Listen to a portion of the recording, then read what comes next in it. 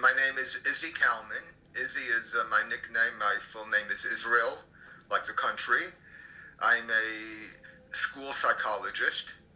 I studied clinical psychology in graduate school. I got a master's degree, but I immediately began working in schools. It's a great forum for practicing psychology. When did you start that? This was I began working in 1978, Okay, so just so that's over a 40 years ago. yeah, really, yeah, Yeah, yeah. It's a long, yeah, long yeah, history. yeah. So I guess the first thing I wanted to get was your definition of bullying. The definition, I think the most useful definition for the way it's being used today is when somebody constantly picks on you. A victim of bullying is somebody who's always getting picked on.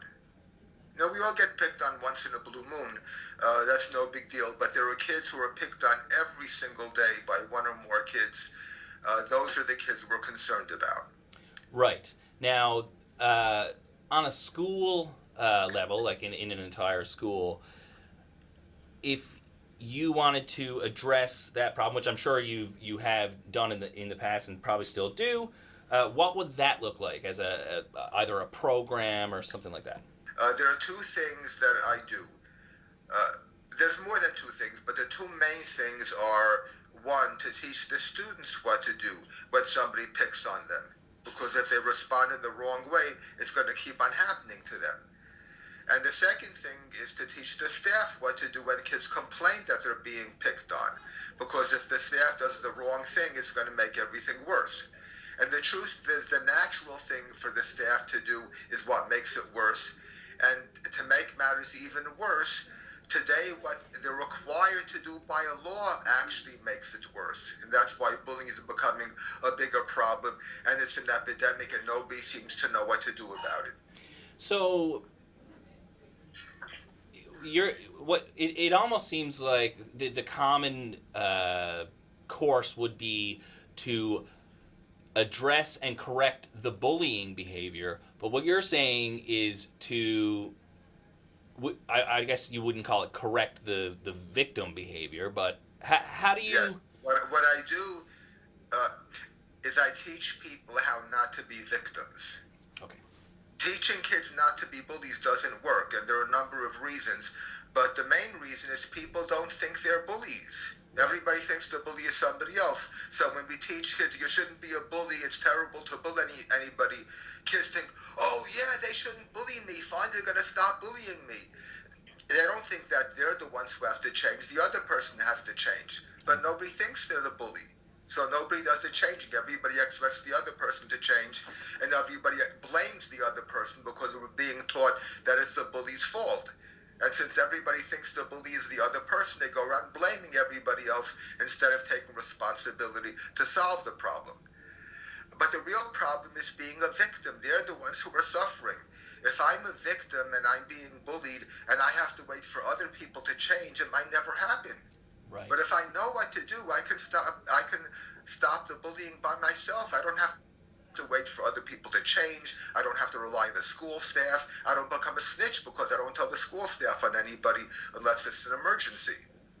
Right, and I think I've heard you talk before about how sometimes, if not most of the time, when you're tattling or snitching on someone, it tends to make things worse.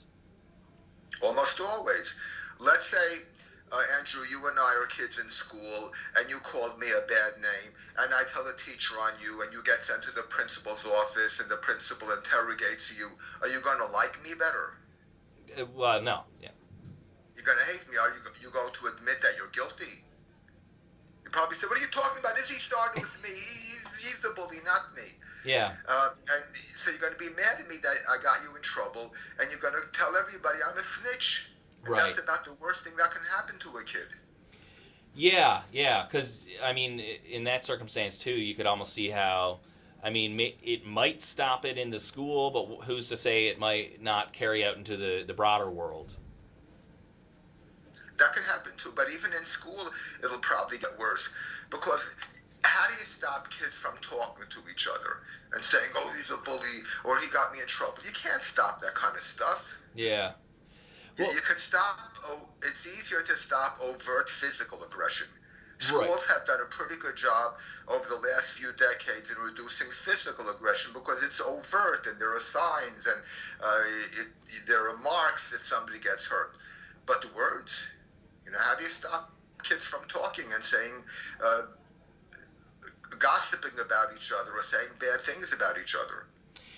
Right. Why has that shifted to almost like names can and will hurt everyone, and we need to stop people from saying bad words and bad names?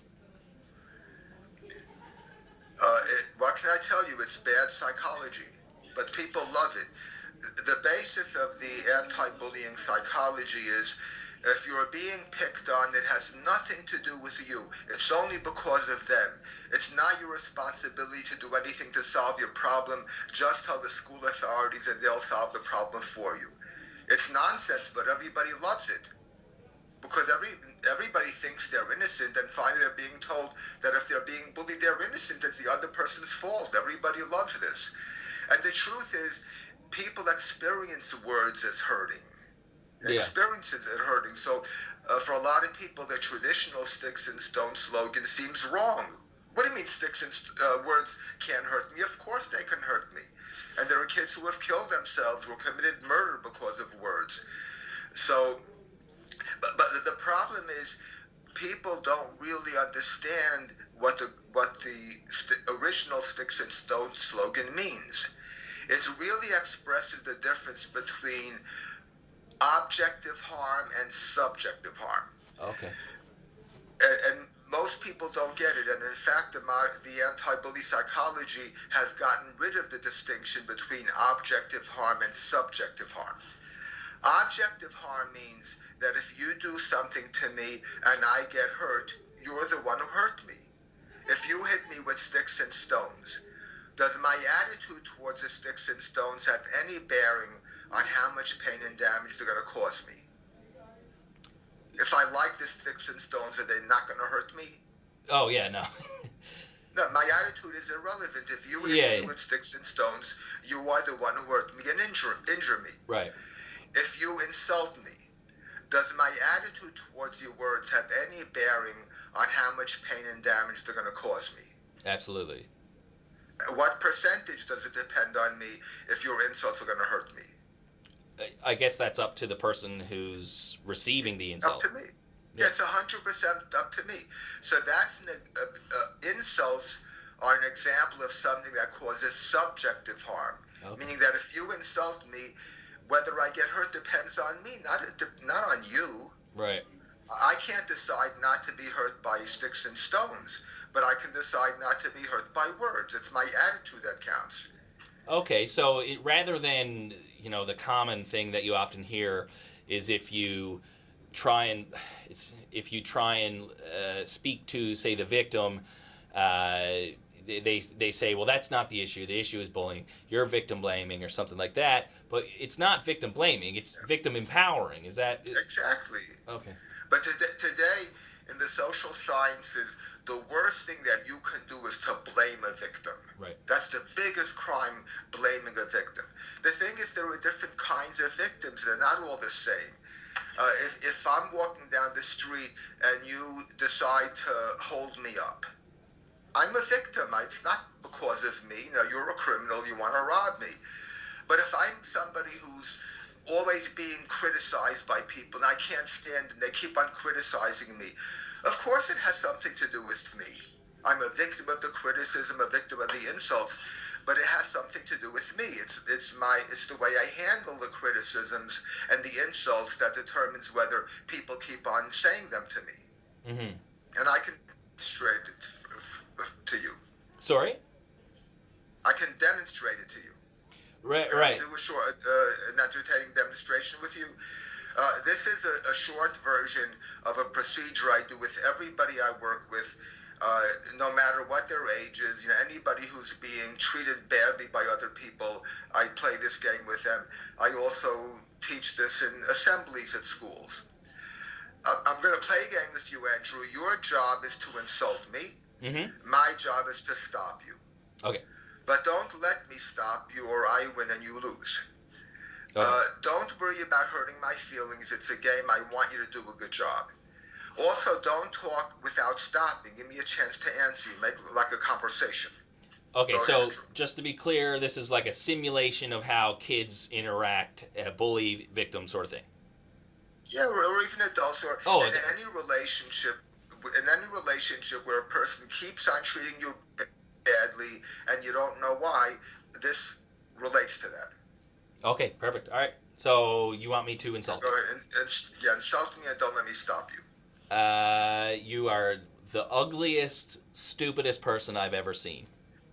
What are you talking about? I might not be Tom Cruise, but I'm not ugly. Yeah, but and look I'm at those certainly not glasses. stupid.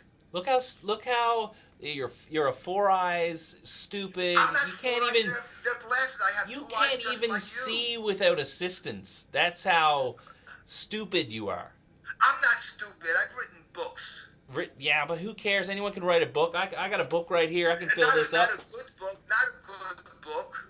Is And it? I've written like 130 Oh, articles on sure, psychology yeah. today. Nobody's They would read keep me them. on it if I didn't No one's write read well. them. No one's read What? those. You're an idiot. What are you talking about? I've had a million reads. No, Over that's a million. yeah. That's probably you and your mother. Very funny. My mother's not even alive. I don't even want to. Yeah, you're just too stupid to even talk to. I'm not stupid. I'm smart. No, Stop you're laughing. not. It's not funny. Yeah, it's hilarious. Really, it really is It's not hilarious. hilarious. It is No right funny. to talk to me like that. It is funny. It's hilarious. Yeah, you better be careful. If I see you in person, I'm gonna let you have it. Yeah, whatever, Izzy. You wouldn't be able to do anything. You're weak. You're weak. Okay, good job. Okay. A very nice job, Andrew. Was it hard to insult me? Hard. I guess not. Uncomfortable somewhat because where it is a simulation. I guess where I'm not really an actor, but. Yeah, but in the simulation, was it hard and uncomfortable for you? Not overly, no. It looked like you were having a great time. It was pretty fun, yeah. By the way, is your face being recorded also? Yeah, I have a camera here and a camera. Yeah, exactly, yeah. Okay. Look at it afterwards. You'll see how uncomfortable you were. Oh, okay. You had a great time. Okay. So if you want to insult me, Andrew, can I force you to stop? If you want to insult me, can you? I guess not. Yeah, because it's only words. Yeah. It's your mouth and brain. If you want to insult me, you're going to insult me. Right. You did a terrific job, Andrew. We're going to play again. Same game. You have to insult me. Don't let me stop you. Oh, okay, yeah, okay. So, starting again? Okay. All right. Izzy, you are the stupidest person I've ever met. A lot of people say that to me. Well, I mean, those glasses, you're four eyes, stupid idiot. Yeah. I mean, you're so lucky you don't need glasses. It's hard to continue. Are you saying you want to stop? Yeah, for the most part, yeah. You lose if you stop. Okay, but you're smart. You know you can't win this time. And the more you go on, the more you're going to lose. Right. Now, the first time, did you see me trying to stop you from insulting me? In theory, I suppose you were trying to stop me. Yeah, you can't talk to me like that. When I see you, I'm going to let you have it. Yeah. It's not true. I'm not this, I'm not that. So it looked like I was trying to stop you. That's not really what I was doing. Do you know what I was really doing to you the first time? What's that? I was making you continue. Right. I made you have fun. I made you defeat me. I made myself look like a big idiot. Why should you stop? You're having a great time. Yeah. The second time, did you see me doing anything to stop you? Did I tell you to stop? No. It was clear you can say anything you want to me. It's perfectly okay. Right. But that's not... So it looked like I was letting you insult me. Do you know what I was really doing the second time? No. Stopping you. Right. And was to stop you, and you were sure I wouldn't be able to stop you. I stopped you in a few seconds. It was effortless, and it was hard to see what I was really doing. Right. By the way, you're a journalist, so I want to bring up something important. Sure. Do you learn about about freedom of speech in journalism? Yes, You can't have good journalism without freedom of speech. of course. Today, the anti-bully movement is getting rid of freedom of speech. They're making it a crime to say anything that can offend anybody. The first time that we played the game, I was trying to deny you freedom of speech. You have no right to talk to me like that. I was denying you freedom of speech. Did that make you want to stop insulting me? No. It made you want to do it even more. Right. The second time, I gave you total freedom of speech. Anything you say is okay. It doesn't bother me. When I was giving you freedom of speech, you wanted to stop insulting me. Right. It was hard, and you felt foolish insulting me if it doesn't bother me. But you could respect me more the second time. When I was giving you freedom of speech, you can respect me more. And which way could you like me better? Which way can I like you better? Yeah. Well, the second way, of course. Yeah, when I let you say whatever you want, I don't try to stop you. You like me better. So freedom of speech is the solution to bullying. But anti-bullying laws have gotten rid of freedom of speech. Because what happens is the bullying experts believe that freedom of speech is the cause of bullying. The reason bullying exists is because kids are allowed to insult each other. So let's get rid of freedom of speech. No, it's the solution. Freedom of speech is the constitutional version of the sticks and stones slogan. It means it's only words. You're not allowed to hit me with sticks and stones. That's battery. But you can say anything you want to me. Yeah. If I'm being picked on by people because there are stereotypes about Jews, and I have to wait for all stereotypes to disappear, for all racism to disappear, there are always going to be people putting me down and hating me. You can't just get rid of all bias. It's impossible. But if I can learn what to do, I don't have to wait for the world to change. Right. And I can start making things better for myself right away. And I mean, I guess that goes right to what a psychologist is supposed to do. It's not about changing society. It's about working one-on-one with an individual and helping them. Right. If all of the individuals know how to handle difficulty, the whole society is better. Right. But when you go around teaching everybody, nobody has a right to insult you for any reason, especially not for your race or religion. Well, then what happens when somebody does insult you for your race or religion? Do you think, no big deal? Oh my God, they insulted my race or religion. This is the worst possible thing. It's like killing somebody. So it teaches people to get more upset. And if they get more upset by insults, they get picked on even more. I noticed that there's a big push for people not even to ask where somebody's from. To me, I mean, I'm super interested in different parts of the world, different cultures, so I go to the YMCA here often, and I'll take my kid there, and there's another kid, and they have an accent, and so I'll end up talking to their parent, and I say, where are you from? You know what I mean? It's a very interesting, especially as an icebreaker, and I've met people from Morocco and people from Syria and lots of different places, and it's also interesting, but there's a big push to not ask people where they're from for some reason. Yeah, because that's considered a microaggression. Right. Like it's like, oh, you're not from here. You're somehow inferior or something. What are you doing here? It's nonsense. It's not psychology. It's politics. It's far left-wing politics.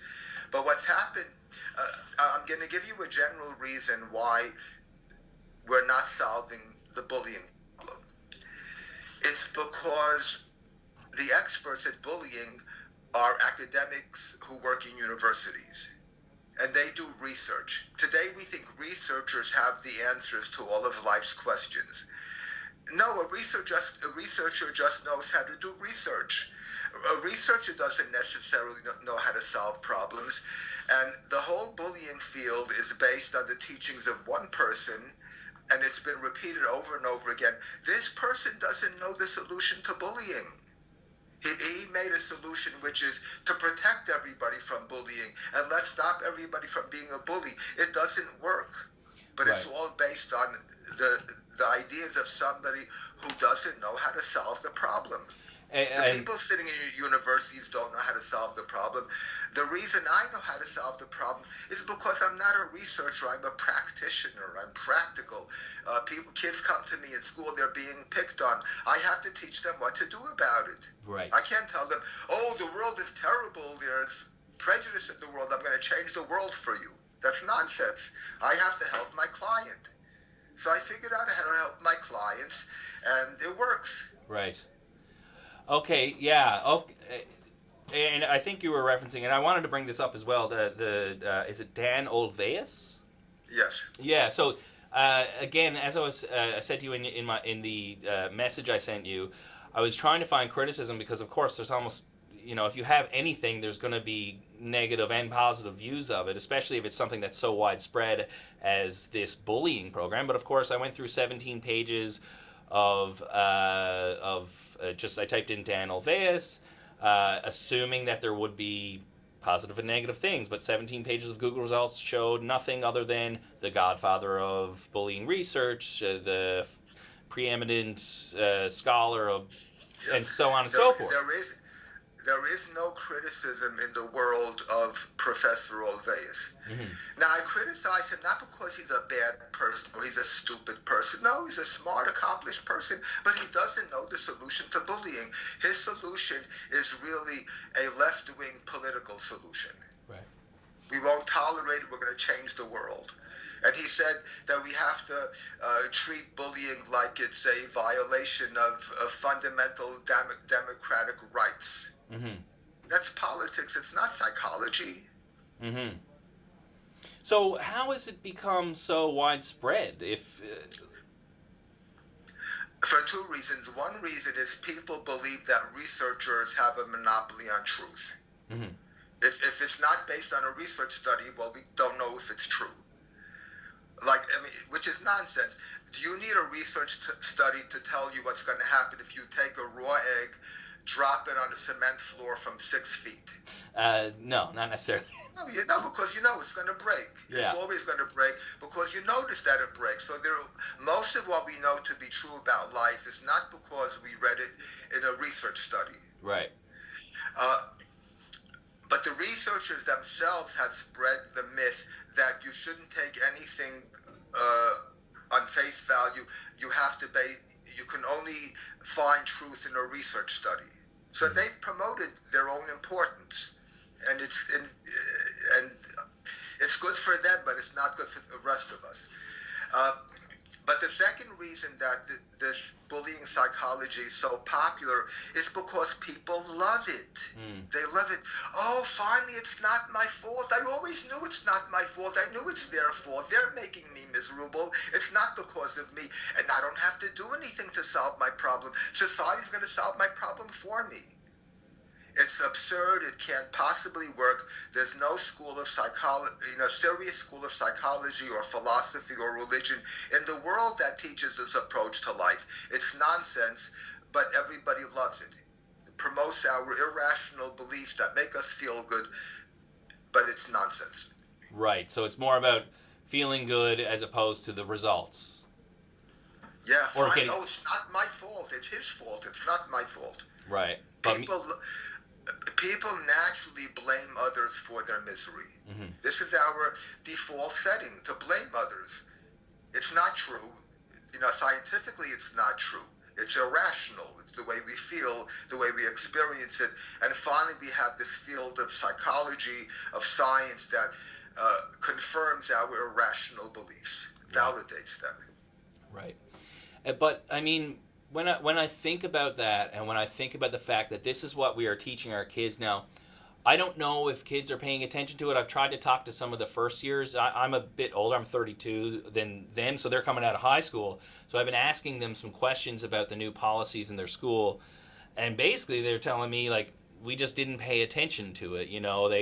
They would give out anti-bullying pink T-shirts, and they would put them around their head, or try and pretend it was an ascot or something like this, and and they would get sent to the office for misbehaving. You know what I mean? So it seems like for most people it's having absolutely no effect, but at the same time, the small minority who are greatly troubled by bullying are just falling through the cracks even more. Yeah, because the general things that are done, like the pink T-shirts, doesn't work. And what they do to try to help the victims tends to make the problem worse. Right. Kids are being taught that you have to tell, you have to tell. Well, that makes you a snitch. Mm-hmm. Now, it's not to say that telling never works. Sometimes it does work. If I tell the school authorities and they happen to have a good way of solving the problem, it'll solve the problem. But if they don't have a good way, and especially if they do what the policies require, they have to interrogate. They have to interrogate you separately. They have to interrogate witnesses. They have to invite your parents. You're going to try to prove that you're innocent. What are you talking about? He didn't do anything. Or Izzy started with me. And your parents want the school on your side. My parents want the school on my side. Yeah. So the things that schools are being required to do today tend to make the problem worse. I want to say something. Sure. Since you're a journalism student, I have seen literally hundreds of articles from all over the world about a kid that was, about a terrible bullying situation in a school. A kid might have committed suicide, or there was violence that resulted from bullying. And the parents of the victim always say that the school didn't do anything to protect my child from bullying, or they didn't do enough. Mm-hmm. And the reporters take the parents' statements at face value. And the schools always say, no, we have a zero tolerance for bullying policy. We take every complaint of bullying seriously. But nobody makes the connection that maybe it became so bad because the school got involved and was following policies. Can't anybody consider the possibility that the thing you're doing to address the problem might be making it worse? You will notice that in almost every news story about bullying, where a kid was bullied terribly and committed violence against himself or others, it was after the school got involved.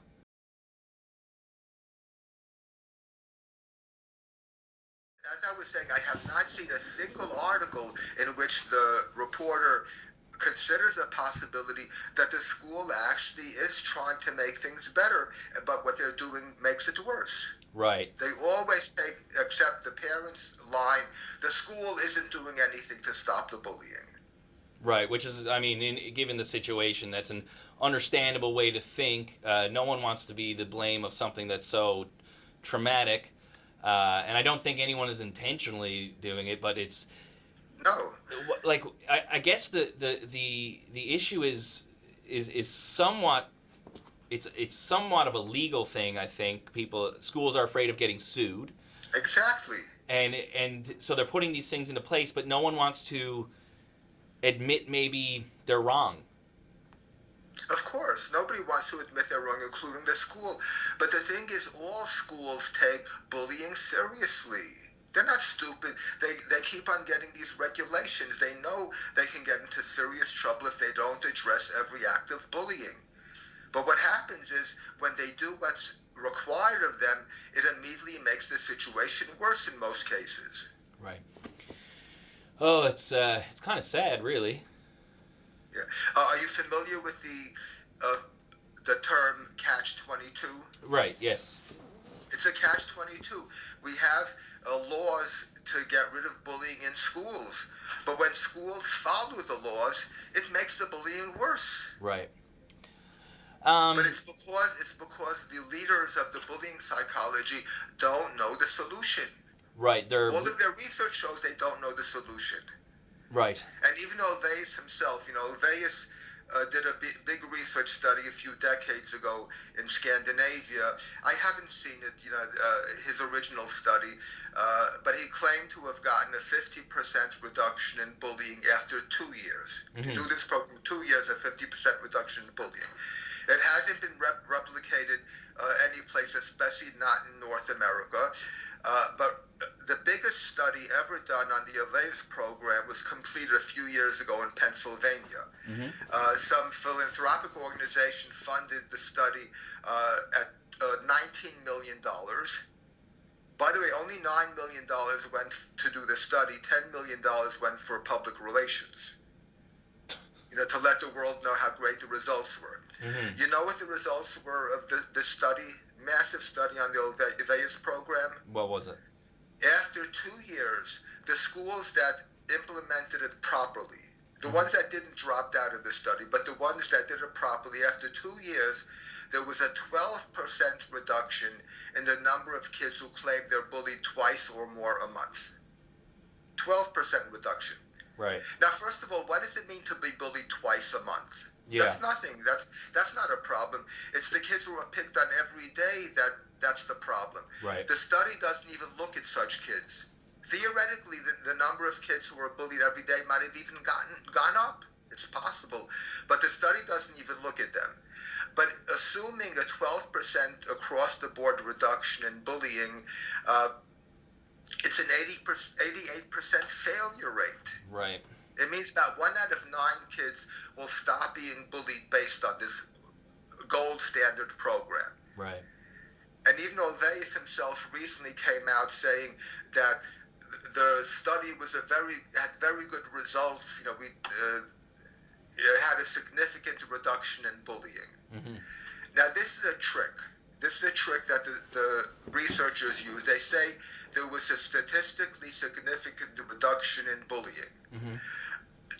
That sounds, it's a very significant reduction in bullying. But with statistics, the larger your sample is, the smaller of a result you need for it to be statistically significant. Mm-hmm. Statistically significant doesn't necessarily mean significant in real life.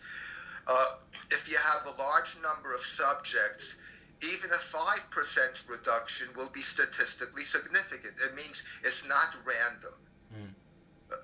The program resulted in a 5% reduction in bullying if you have a large enough sample. Mm-hmm. So statistically it's significant, but in real life, insignificant. It could mean, let's say a 10% reduction in bullying. It could mean that I used to be picked on 10 times a day, now I'm being picked on 9 times a day. Right. Does that make a difference for me? Not really. 9 or 10 times? Not really. Or let's say out of 10 kids, 1 kid stopped being bullied. It's a 90% failure rate. Mm. If my approach had a 10% success rate, I would give it up. Yeah. That's. So a couple other things I wanted to just run past you is I was looking at the actual policies here in Newfoundland specifically, and a couple things. I didn't look through the entire document. I mean, it was incredibly long, but a couple things stood out to me. So, and I'm sure that you will be. This won't surprise you. The anonymous reporting boxes where you can write a note and just say, I don't know, Izzy is bullying me, he beat me up the other day, and put it in. You don't have to sign your name, and you can walk off, and next thing you know, I guess you're in the office trying to explain yourself. What do you think about that? In general, it makes things worse. Right. Because it causes the school to get involved. So let's say I put an anonymous note about you, but now the school has to investigate you. No, you bullied somebody. Well, who did you bully? Somebody, we can't tell you. Yeah. I mean, are you going to say you're guilty? But probably it'll come out who did it anyway. So now I'm a snitch even though it was anonymous. Yeah. Now, sometimes it does help. It depends on what the school does. Let's say you put an anonymous note that you're being bullied during recess. So it can cause the staff to watch out. They'll pay attention during recess, and if they see you being bullied, they'll get in the middle and they'll stop it. So sometimes that works. Sometimes it works. Right. I'm not saying these things never work. Right. But in general, as soon as the complaint is made, the school has to get involved, investigating, interrogating. It tends to make things worse. Yeah. Another thing I've noticed that is seems to be a trend within the media these days is, so a video will be taken. Excuse me. A video will be taken of.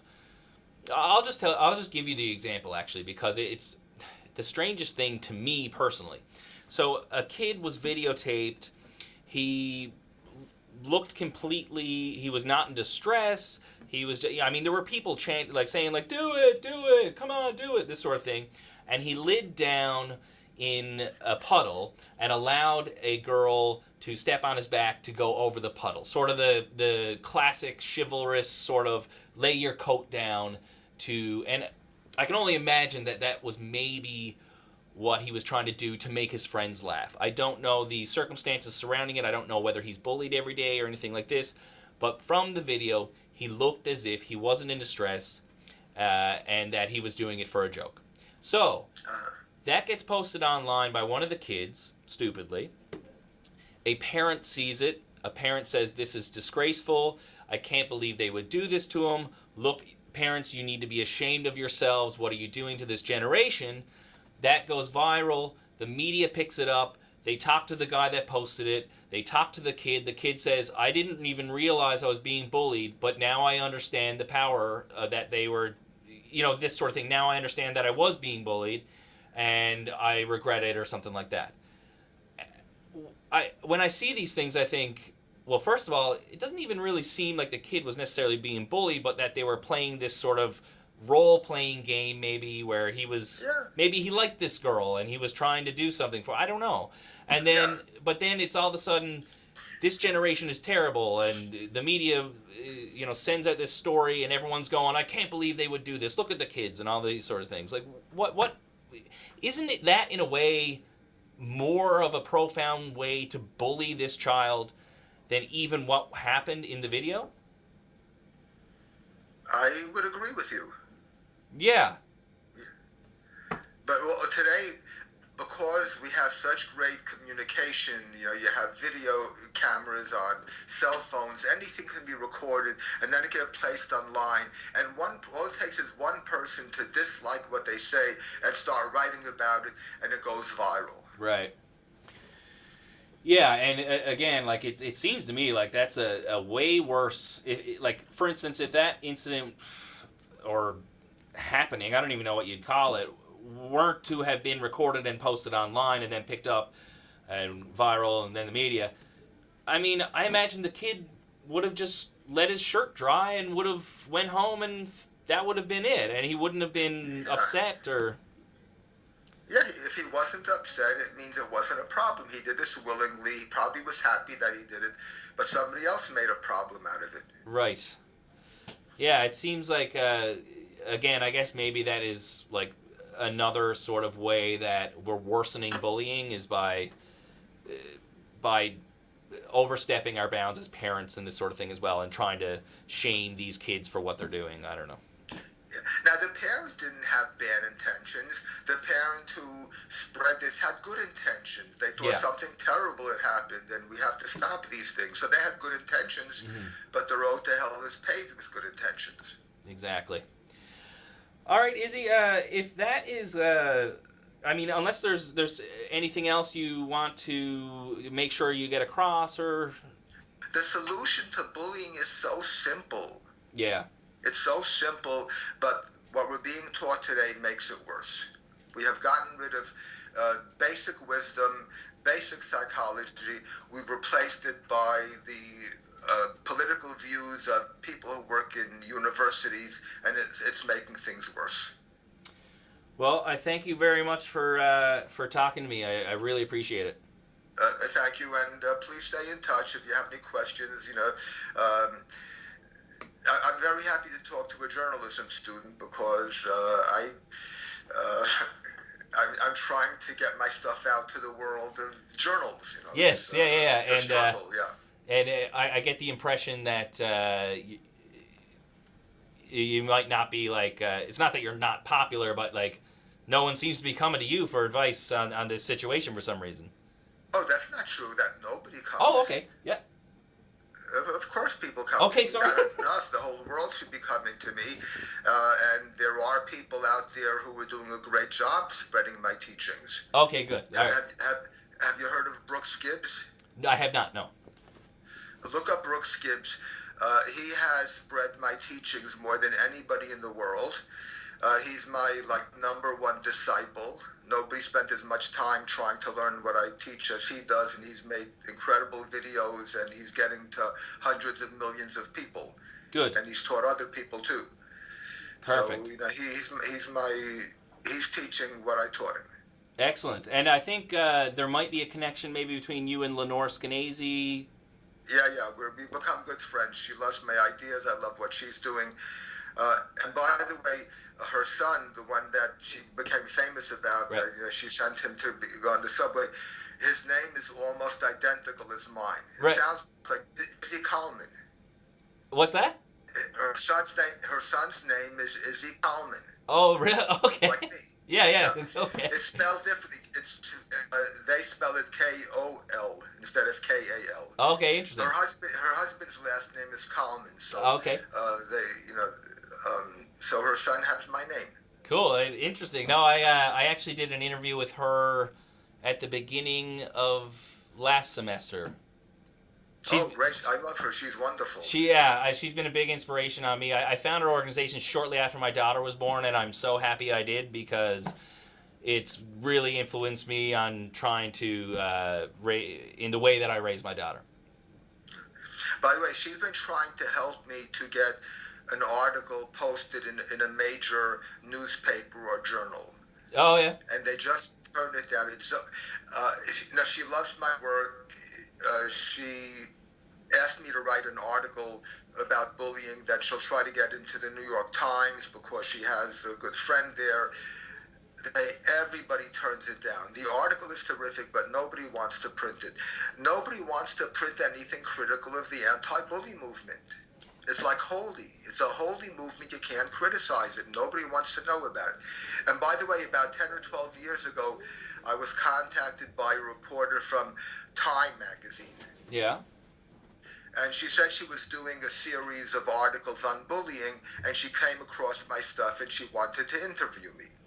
Now, I was living in New York. I'm a New Yorker. So she had me come down to the Time Life building in Manhattan. She spent 2 hours with me. Mm-hmm. She loved what I had to say. And she also asked me if I would write an op-ed piece for Time magazine. Mm-hmm. So I said, sure. I sent it to her. She wrote to me, "This is fabulous." Do you think they printed it? Sounds no, like... they didn't print it. The people on top decided this is too controversial, so they wrote something based on some researcher who doesn't know the solution to bullying. The anti-bullying movement is the most popular movement in the history of the world. The history of the world, everybody loves it. Even though it doesn't work, everybody loves it. You try to criticize it, you get bashed. Yeah. It's strange that it's kind of ironic, really. It's like being bullied to. You should if you go to my Psychology Today blog and you read the comments, they're shocking. The way people talk to me, they call me stupid and idiot. The most horrible things, and you're a bully and stuff. The most horrible things, and they expect children in school to be nice to each other. Yeah. Yeah. Okay. And I have a saying, the reason the anti-bully movement is so popular is the same reason that it's failing so dismally. Everybody thinks the bully is somebody else.